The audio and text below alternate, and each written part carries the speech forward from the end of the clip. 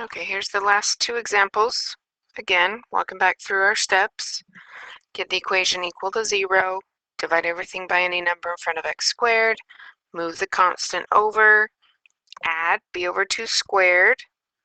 Factor into your binomial squared.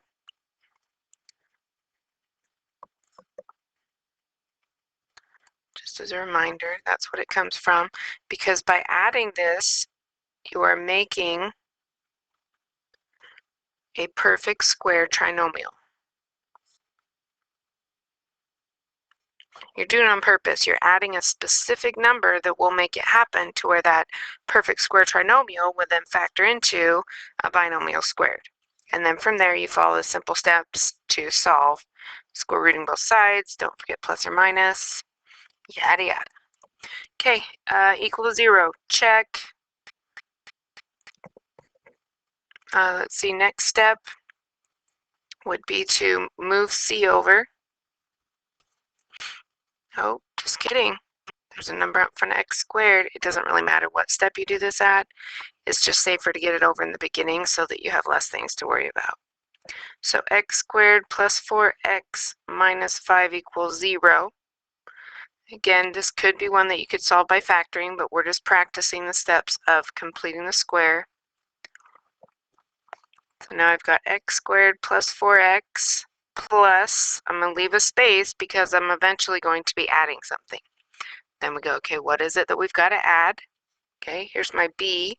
So 4 over 2 squared, that's 2 squared, or 4. So I'm going to be adding 4 to both sides. That leaves us with x squared plus 4x plus 4 equals 9. And again, the whole point of completing the square is that now this side factors into a binomial square with an x and whatever number is right here. That 2 is what goes in that spot right there. And that's a positive 2, but if you even want to be slick about it, you can say, oh, it's the same number as that middle sign. So x plus 2 squared equals 9. Solving that, square root both sides so that the squared cancels.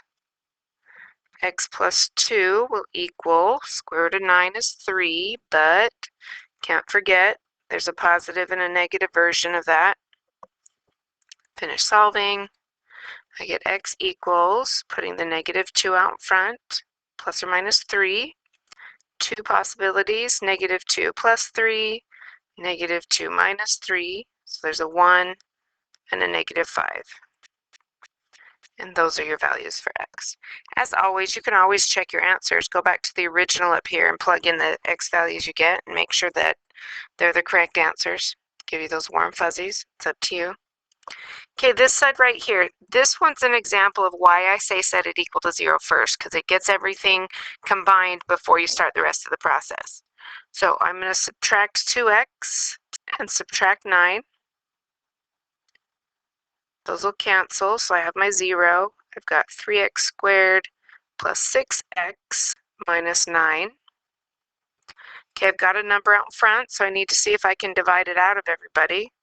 Divide by 3. Okay, looks like we can. So we're left with something simple. X squared plus 2x minus 3 equals 0. Again, yes, you could solve it by factoring, but I want to practice completing the square. It's not always going to be easy to do the factoring, or it's not possible to solve by factoring.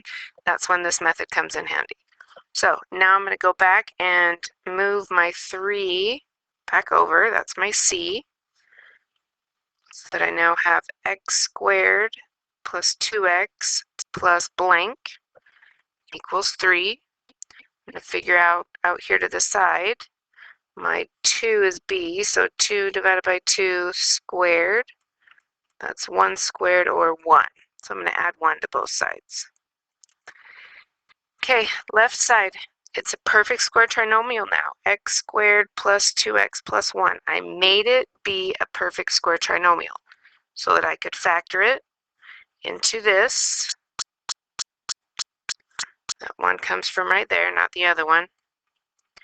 Easy to solve. Square root both sides. Get rid of the squared. Uh-oh.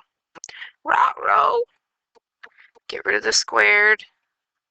So I have x plus 1 equals, square root of 4 is 2. Don't forget your plus or minus.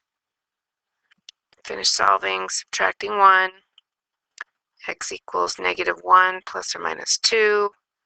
That gives me -1 plus 2, -1 minus 2. So that's 1 and -3. Okay, completing the square. Those are the steps to follow.